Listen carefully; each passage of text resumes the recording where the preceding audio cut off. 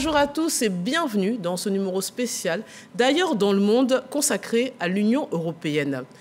Brexit, Covid-19, guerre en Ukraine, crise énergétique et récemment des soupçons de corruption avec le Qatar. L'Europe des 27 tente de rester unie et solidaire malgré ces crises successives.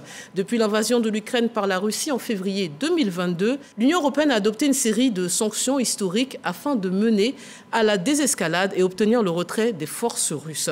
Mais dans un contexte de hausse des prix de l'énergie, d'insécurité alimentaire provoquée par cette guerre, beaucoup se demandent si les sanctions européennes contre la Russie sont efficaces. Autre sujet d'intérêt, l'accord politique provisoire conclu entre le Parlement européen et le Conseil de l'Europe. Cette nouvelle législation pourrait interdire sur le marché de l'Union européenne les produits issus de la déforestation, dont le cacao. Je reçois pour évoquer tous ces sujets d'actualité Madame Francesca Di Mauro, ambassadrice de l'Union européenne auprès de la République de la Côte d'Ivoire depuis septembre 2022. Bonjour, Excellence. Bonjour à vous. Bonjour et merci d'avoir accepté notre invitation. Merci à vous de m'avoir invité. Alors, on va commencer avec le dernier sommet, justement, des chefs d'État européens. Les 27 se sont mis d'accord sur une 9e série de sanctions à l'encontre de la Russie. Déjà, quel est le bilan des précédentes sanctions et à quoi correspondent ces nouvelles sanctions?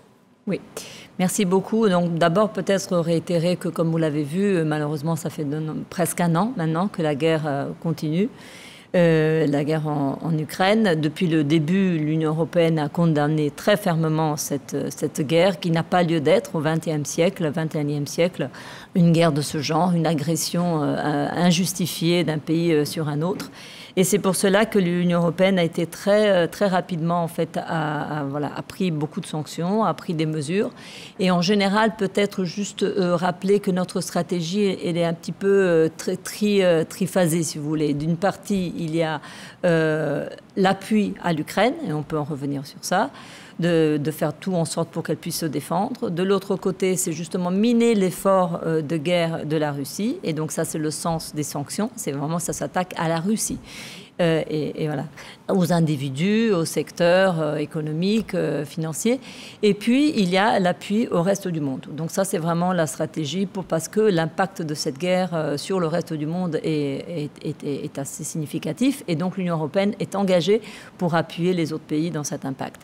Alors, pour revenir sur le dernier sommet qui était le 16 décembre, donc en effet, c'était la 9e série de sanctions.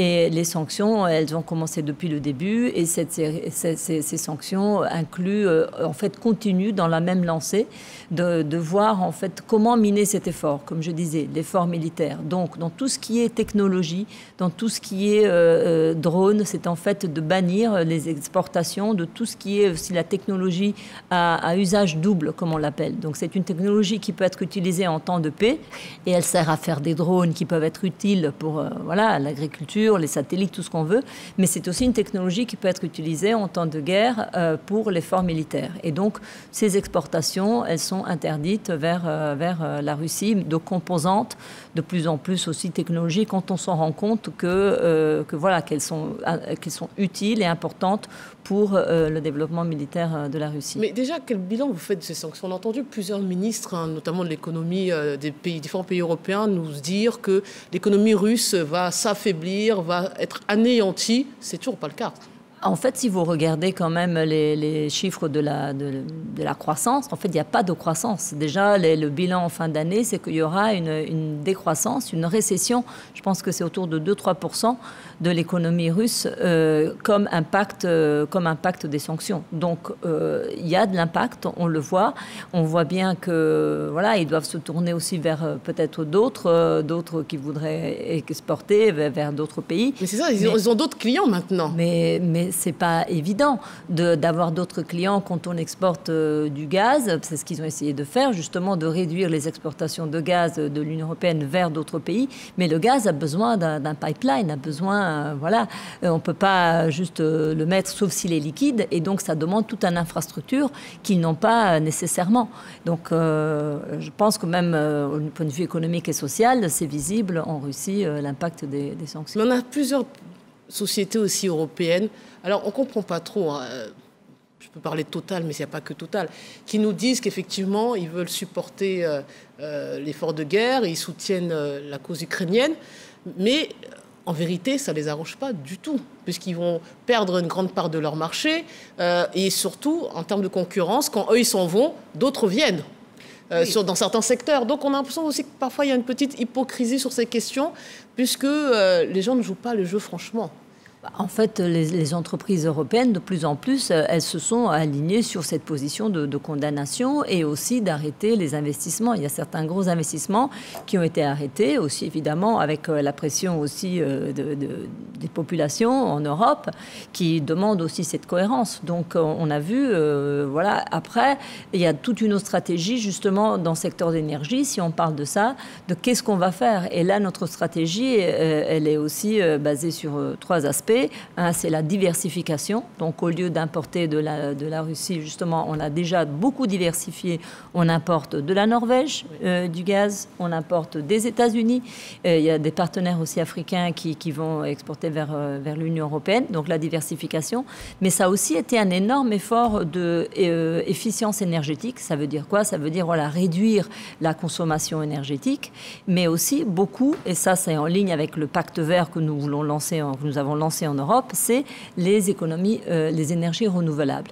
Et là, le secteur privé européen a aussi une opportunité pour justement être un acteur crucial dans ces investissements. Donc d'un côté, peut-être ils peuvent perdre en Russie, mais il y a d'autres marchés qui s'ouvrent en Europe et dans le reste du monde. Beaucoup accusent, peut-être à tort, l'Europe d'avoir, à travers ces sanctions, rendu la vie difficile pour les populations du monde entier. On voit la cherté de la vie liée à la hausse des prix, la crise énergétique. Ces accusations sont-elles fondées pour vous? Oui. Non, alors justement, là, on réfute, disons, ces positionnements, parce que c'est clair que la cause de tout ça, c'est l'invasion russe en Ukraine. Ça, je veux dire, il n'y a pas... C'est pas lié aux sanctions. Ce n'est pas lié aux sanctions. Ce qui s'est passé dans le secteur alimentaire, c'est bien dû au fait que la Russie a bombardé les ports en Ukraine. Il faut savoir que l'Ukraine, c'est vraiment le grenier, oui, un des greniers, un des plus gros producteurs de blé au monde, qui est exporté vers les produits, vers les pays africains. Et là, avec des ports bombardés, des routes logistiques impraticables, puisqu'elles sont minées par les chars russes ou les navires russes, ils ne peuvent plus exporter. Mais aussi, en même temps, il y avait une volonté de détruire aussi les stocks, donc les dépôts de blé. Donc ça a vraiment amplifié, en fait, et c'est ça qui a causé l'augmentation des prix. Il n'y a pas longtemps, la présidente de la Commission, Ursula von der Leyen, disait que l'approvisionnement en énergie russe bon marché faisait partie du modèle économique de nombreux États européens et que ce modèle vient de voler en éclats depuis le début de cette guerre et on n'y reviendra pas. Et c'est vrai que la question qu'on se pose, c'est qu'effectivement, l'économie parfois, ces relations commerciales entre États, parfois permet de stabiliser les rapports entre États. On l'a vu avec les pays d'Asie, la Chine, le fait de les faire entrer dans l'OMC, là, vous ne craignez pas d'isoler encore plus la Russie avec ces sanctions, alors qu'elle subissait déjà beaucoup de sanctions, et de ne plus avoir du tout de rapports commerciaux. Vous ne craignez pas que ça envenime cette guerre, cet isolement? C'est-à-dire que c'est à nouveau la cause de tout ça revient à la Russie. La responsabilité première revient à la Russie. Il y a eu en effet des États membres qui ont pensé que c'était via justement le commerce qu'on pouvait avoir un développement et une relation. Et c'est pour ça aussi que l'Allemagne, par exemple, importait pas mal de gaz de la Russie parce qu'on pensait qu'à travers l'échange, on pouvait avoir. Mais ça s'est avéré que ce n'était pas un partenaire fiable parce que dès qu'il y a eu l'agression en Ukraine, et puis il y a eu cette volonté aussi de la part de la Russie d'arrêter ses exportations de gaz vers l'Union européenne. Donc l'Union européenne a décidé que stratégiquement, nous allons devenir plus autonomes et donc nous allons diversifier nos sources et c'est pour ça que nous nous tournons vers d'autres pays qu'on considère fiables et qui peuvent continuer à nous donner le gaz. Je le dis parce qu'il y a un élément qui semble souvent être sous-estimé dans les conflits, c'est la perception que les gens ont, cette humiliation, c'est le ressenti. Et on se dit peut-être que, in fine, vous allez l'Europe va se mettre à dos une partie de la population russe, même si tout le monde ne suit pas Poutine, juste parce qu'ils vont subir une situation économique, sociale et autres difficile. Et on a vu, il y a toujours une histoire d'humiliation dans les grandes guerres. Toutes les guerres en Europe qui ont éclaté, les peuples ont toujours dit qu'ils se sont sentis humiliés. C'est par revanche, par vengeance. C'est une crainte dans l'esprit de l'Union européenne sur le long terme où on n'envisage pas. Alors, à nouveau, je veux dire, la guerre, elle a été décidée par Poutine. Il y a la population russe et puis il y a Poutine et ses conseillers et ceux qui décident avec lui ou qui le conseillent. Donc, c'est clair que nous ne faisons pas une amalgame de tout ça. Mais les Européens ont aussi subi des conséquences très graves de cette guerre. Donc, voilà, il y a des efforts énormes qui sont faits par les pays pour, en termes fiscaux, pour justement réduire l'impact d'augmentation du prix énergétique avec des subventions. Et ça, c'est un énorme effort fiscal que les pays européens font eux-mêmes. Donc, voilà, la responsabilité, elle revient quand même toujours à l'agresseur. Alors, c'est vrai que vous avez donné beaucoup de détails sur les conflits, ces sanctions, mais je voudrais qu'on s'intéresse à une autre guerre qui se poursuit au Sahel. Quel est le rôle finalement et la contribution de l'Union européenne dans la lutte contre le terrorisme près de chez nous? Oui. Là aussi, je peux vous dire que l'Union européenne a été, depuis le début en fait, de la détérioration sécuritaire au Sahel, un acteur très important, juste en termes de chiffres. Donc l'Union européenne, avec ses États membres, c'est autour de 7 milliards d'euros qui ont été mis à disposition pour le développement économique et social de ces régions. Et c'est autour de 260 millions d'euros qui sont plus dans le domaine sécuritaire. Donc je dirais sur tout ce que nous avons fait, c'est vraiment la plupart, c'est du développement économique et social. Et il y a aussi une partie sécuritaire qui venait de l'Europe, en plus de l'effort de certains États membres au niveau bilatéral. Nous avons évidemment essayé d'accompagner et de combattre le terrorisme, mais en 2021, nous avons aussi adopté une nouvelle stratégie, la stratégie Sahel, qui a été adoptée par tous les États membres et qui faisait un peu l'état voilà, de la situation et aussi un petit peu la réalisation que sans en fait une gouvernance forte dans les pays du Sahel, une prise en charge et une appropriation, ce n'est pas seulement l'Europe qui peut trouver des solutions à ce problème de terrorisme. Donc pourquoi le terrorisme arrive à s'ancrer dans certains territoires? Pourquoi les populations se tournent vers les terroristes? Est-ce qu'il y a une question aussi justement de gouvernance faible, de impunité par exemple des forces de sécurité et de défense qui n'ont pas peut-être toujours interagi avec les communautés de façon positive. Donc tout ça est un peu la réalisation et le fait que ce n'est pas seulement l'Europe qui peut trouver des solutions à ça, mais nous avons été très engagés et nous restons très engagés dans le Sahel. Ça, je peux vous le Alors, comparaison n'est pas raison, et c'est vrai que ce sont des reproches qui reviennent régulièrement depuis le début de ce conflit en Ukraine. C'est les gens tout de suite font un parallèle entre l'attitude des pays européens vis-à-vis de ce conflit en Europe et le comportement vis-à-vis des autres conflits, notamment sur le continent africain, et cette lutte contre le terrorisme. Et les gens perçoivent un deux poids, deux mesures, sachant que l'Ukraine, certes, est sur le territoire européen, mais n'appartient même pas à l'Union européenne. Donc on a l'impression que cet effort de guerre est beaucoup plus important. Déjà, comment vous percevez toutes ces critiques à cet égard, et vous allez nous expliquer pour quelles raisons ce deux poids, deux mesures. Oui, deux poids, deux mesures. Bon, il faut quand même se rendre compte que cette agression de la Russie en Ukraine est quelque chose quand même d'assez inédit dans notre monde post-Deuxième Guerre mondiale. C'est un pays qui n'a fait rien contre la Russie, qui se fait envahir. Et c'est vrai que c'est un pays qui est aux portes de l'Europe. Donc, c'est aussi, on l'a vu, l'impact de cette guerre n'est pas du tout circonscrit seulement en Europe. On a vu que l'impact est mondial via l'énergie, les prix alimentaires, mais aussi évidemment tous les jeux géopolitiques.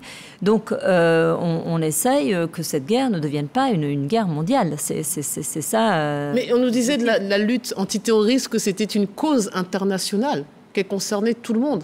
Et que le fait d'agir sur le territoire africain, c'est pour garantir aussi la sécurité des Européens, des Occidentaux. Mais c'est bien pour ça qu'on a été extrêmement engagés dans cette lutte. C'est pour ça que nous avons aussi convaincu les États membres, notamment au sein des Nations Unies, d'avoir la MINUSMA, d'avoir des forces onusiennes qui puissent être là pour permettre le retour de la paix et combattre le terrorisme. Et puis, il y a eu les forces bilatérales, comme la force Barkhane, qui a mis ses propres soldats sur le territoire, à la demande du Mali, à la demande des pays qui subissaient le terrorisme. Mais on a tous vu la fin. C'est vrai qu'ils sont venus, encore une fois, de manière triomphale au départ, puisqu'ils étaient attendus, acclamés. On se souvient tous des images avec François Hollande sur place, mais ils sont partis, excusez-moi, d'une manière un peu moins glorieuse. Ils ont quasiment été chassés par le pays hôte, donc le Mali. Et on se demande justement pour éviter, parce que chaque pays, là c'est la France, ça aurait pu être un autre, mais chaque pays a son histoire aussi avec les anciennes colonies, avec ses relations dans le passé.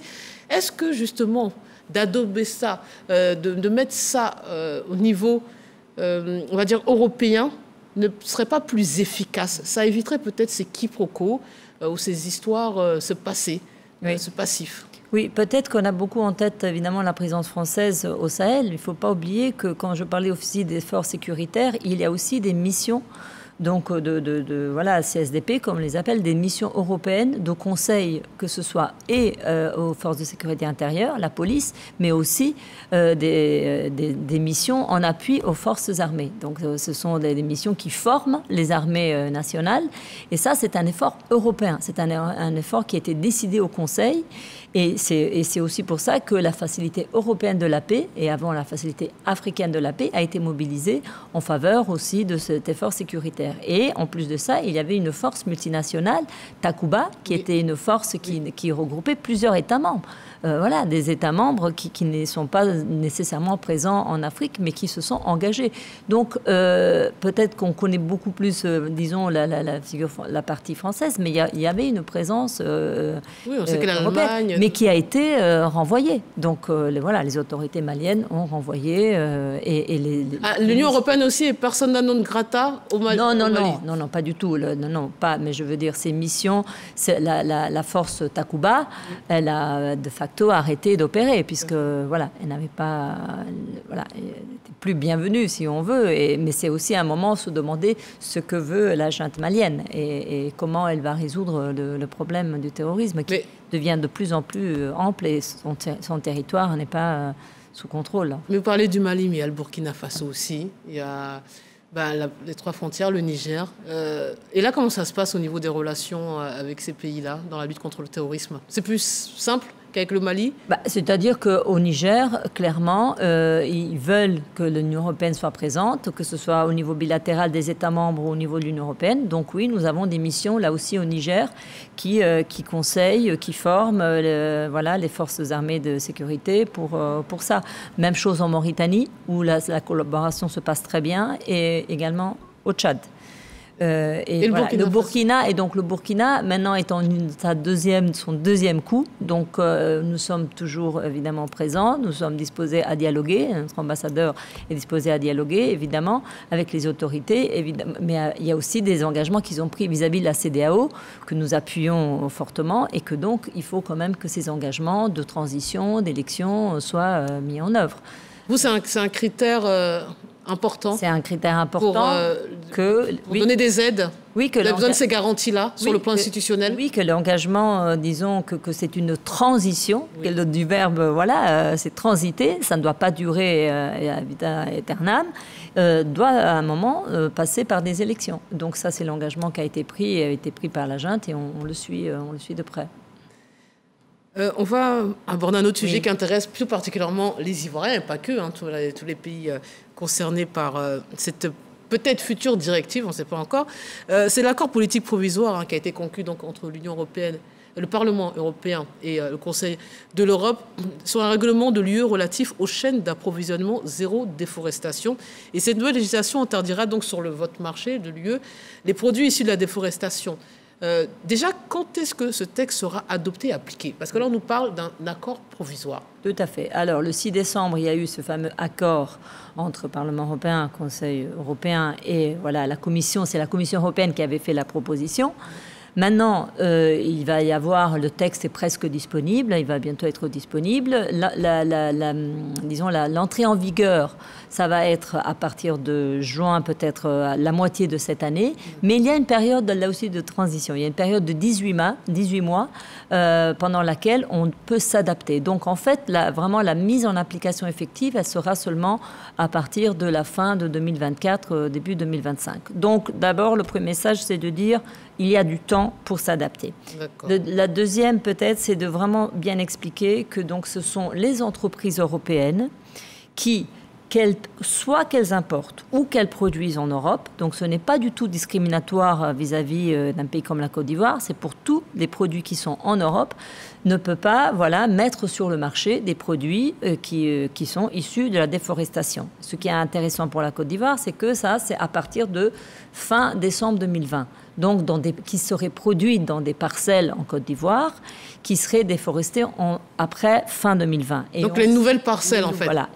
C'est-à-dire que c'est là qu'on va regarder la déforestation, en sachant qu'il y a un effort du gouvernement, justement, de ralentir et on espère un jour stopper cette déforestation. Donc, si on avait mis cette date à 2017-2018, ça aurait été beaucoup plus pénalisant pour la Côte d'Ivoire, parce que depuis 2017 jusqu'à maintenant, il y a encore eu de la déforestation. Depuis 2020, fin 2020, 2021, voilà, il y a un ralentissement, il y a, on espère, un arrêt. Et donc, ça ne veut pas dire que les produits seront interdits.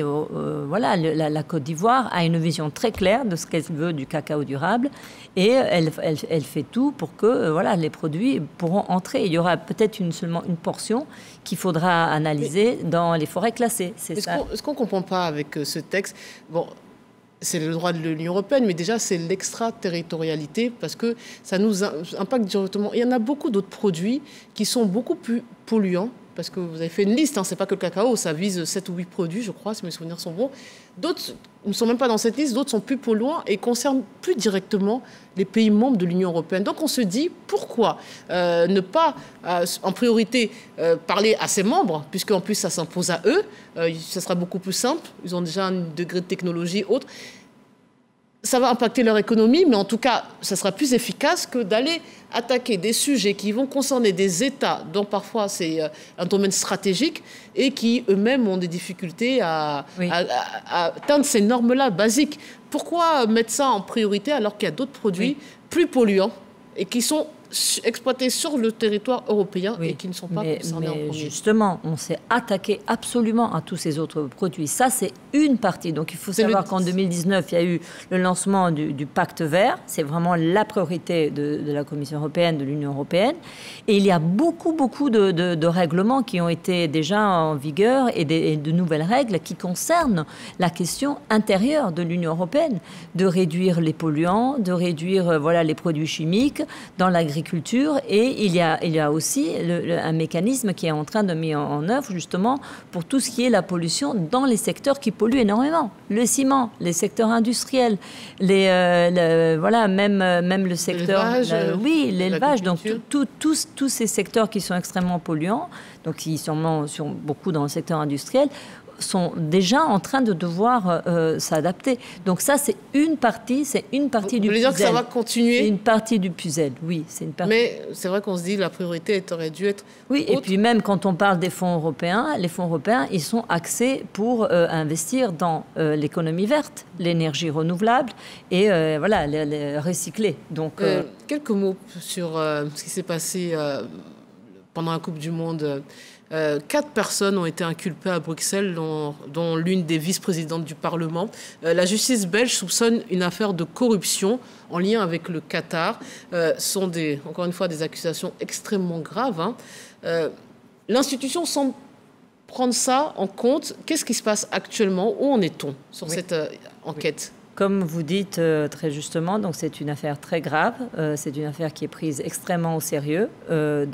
Déjà en décembre, quand il y a eu les premiers voilà, les premières investigations qui sont faites par le parquet belge, il y a eu évidemment une collaboration pleine. Hein. En tant qu'Union européenne, évidemment, nous laissons faire les enquêtes, donc on ne va pas intervenir. Mais on voit que du niveau du Parlement européen, donc la vice-présidente a été suspendue immédiatement, les autres aussi, et les mêmes partis les ont suspendus. Et là, il y a toute une procédure. Donc ça, c'est à partir maintenant, ils se sont commencés à se réunir. La plénière a recommencé cette semaine à Strasbourg. Ils se réunissent pour lever l'immunité, parce que c'est évidemment en levant l'immunité que voilà, toutes les investigations et oui, l'immunité parlementaire. L'immunité parlementaire. On veut la lever pour pouvoir les poursuivre, voilà, les arrêter, les emprisonner si besoin. Exactement. Mais au-delà de ça, la présidente Roberta Metsola a déjà très clairement indiqué qu'elle va revoir, elle va vraiment intervenir pour revoir toutes un petit peu les procédures, oui, de voir comment les parlementaires européens interagissent avec les extérieurs, comment un parlementaire européen qui a fini son mandat, avec qui il interagit. Les relations, on a vu que certains parlementaires, récemment, ont avoué être partis au Qatar sans l'inscrire dans les documents officiels, sans le dire, donner la raison du voyage, du séjour et ce qu'ils ont peut-être perçu. Oui, oui. Donc il y a vraiment, on a l'impression que ça va être plus important que ce qui n'y paraît. On a l'impression qu'ils seront peut-être plus nombreux. En fait, les règles sont là, parce que si, voilà, en termes de règlement éthique, je pense que tout est là, mais c'est maintenant une question de voir est-ce que voilà, les règles ont été vraiment tout le temps bien appliquées. Mais c'est clair que la présidente va s'attaquer ça vraiment très frontalement, parce qu'elle se rend compte évidemment que c'est la réputation de cette institution qui est en jeu, qu'elle veut absolument... Sa crédibilité même. Oui, donc elle est tout à fait... voilà. Est-ce qu'on peut envisager une remise en cause de tous vos accords signés avec le Qatar ou des pays qu'on soupçonnerait d'avoir acheté le vote ou les voix? Bon, voilà, comme je vous ai dit, maintenant, l'enquête est en cours. On ne va pas pouvoir commenter sur qu'est-ce qu'on va faire. Il faut évidemment voir les responsabilités ultimes et où est-ce qu'elles se situent. Elles se situent à niveau d'individu, à nouveau, ou est-ce qu'elles se situent au niveau voilà, plus institutionnel? Et puis, en général, bon, nous avons des relations riches et variées aussi avec les États du Golfe, en général. Donc, on va voir voilà, comment ça va évoluer, mais on peut pas voilà, en débattre ou en tout cas en conclure maintenant avant la fin de l'investigation. D'accord. Alors, vous êtes là depuis septembre 2022. Quel sera peut-être l'axe principal ou majeur de votre politique en tant qu'ambassadrice de l'Union européenne en Côte d'Ivoire? Oui, en effet, je suis là depuis 5 mois et ce qui est intéressant, c'est que je suis déjà un peu sortie d'Abidjan. Donc, on voit bien évidemment une ville, Abidjan, très dynamique, très moderne. Mais je suis allée voir aussi Bouaké, je suis allée à Yamoussoukro, j'étais à Mantes, allée voir un petit peu les réalités. Et bon, on voit quand même un pays qui croît à une croissance de 7% qui est vraiment enviable par rapport à pays de la sous-région, hein, qu'on voit juste les voisins de droite ou de gauche, et puis évidemment les pays au nord aussi. Donc évidemment que tout le côté de attractivité pour les investisseurs européens, nous allons œuvrer pour que la Côte d'Ivoire vraiment rayonne et puisse vraiment être reconnue comme un pays où on peut investir, où le climat des affaires, et nous travaillons avec le gouvernement, mais aussi avec les chambres de commerce, que ce soit la chambre de commerce européenne ou d'autres, pour améliorer le climat des affaires. Donc ça, c'est vraiment parce que nous pensons que le secteur privé, c'est finalement via le développement d'un secteur privé, d'un tissu de petites et moyennes entreprises qui vont créer de l'emploi pour les jeunes. Ça, c'est vraiment quelque chose de très fort. Donc, on va vraiment œuvrer, je vais œuvrer pour encore plus l'investissement et la création d'emplois. Oui, avec ce que nous faisons via les projets, c'est clair que la formation professionnelle est un secteur dans lequel nous travaillons aussi. Et là aussi, on va travailler avec le secteur privé pour voir quels sont les besoins, où sont les besoins de formation professionnelle. Mais nous avons des programmes qui vont œuvrer dans l'amélioration de la formation du capital humain. Et puis évidemment le cacao durable qui est un de nos fleurons en termes de dialogue, et finalement aussi la sécurité, parce que nous appuyons quand même le gouvernement pour tout ce qui est justement la lutte terroriste au nord du pays, avec un appui aux forces de sécurité, mais aussi socio-économique, parce que c'est l'approche intégrée qui peut marcher dans ces cas-ci. Ça sera le mot de la fin. Excellence, merci beaucoup d'être venue sur notre plateau et d'avoir répondu à toutes nos questions. Merci à vous. Merci de l'invitation. Merci à vous de nous avoir suivis. C'est la fin de cette émission. Bonne suite des programmes sur RTI 1.